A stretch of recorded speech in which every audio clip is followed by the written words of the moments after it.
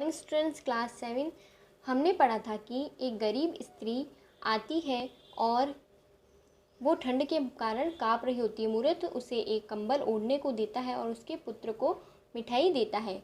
वह अपना सारा सपना उसे बताता है। स्त्री बोलती है, ईश्वर का दर्शन होना कोई असंभव तो नहीं है। स्त्री के चले जाने पर एक सेव बेचने वाली आई। उसके सिर पर सेवों की टोकरी थी और पीठ पर अनाज की गठरी। टोकरी जमीन पर रख कर खंबे का सहारा ले विश्राम करने लगी कि एक बालक टोकरी में से एक सेव उठाकर भागा।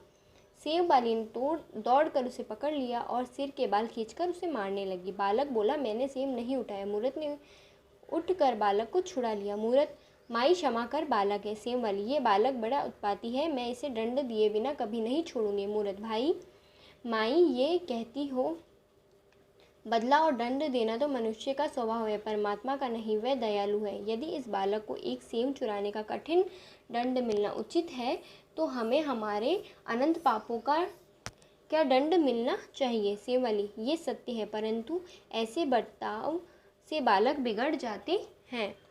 मूरत, कदापि नहीं, बिगड़ते नहीं अपितु सुधरते हैं।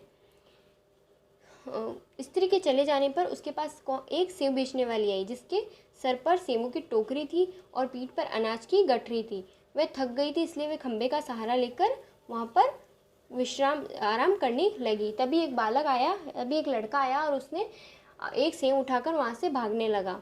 स्त्री ने उसे दौड़कर पकड़ लिया और उसके बाल खींचने लगी। बालक बोला, मैंने सेव नहीं उठाया। मूरत ने उठकर बालक को छुड़ा लिया। मूरत ने कहा, माई इसे क्षमा कर दीजिए, बालक है। सेव वाली, ये बालक बड़ा ही शैतान है, मैं इसे सज़ा देकर ही छोड़ूंगी। माई क्या कहती हो, बदला और दंड देना तो मनुष्य का स्वभाव है कि परमात्मा का नहीं है, वह दयालु है। भगवान दयालु होते हैं।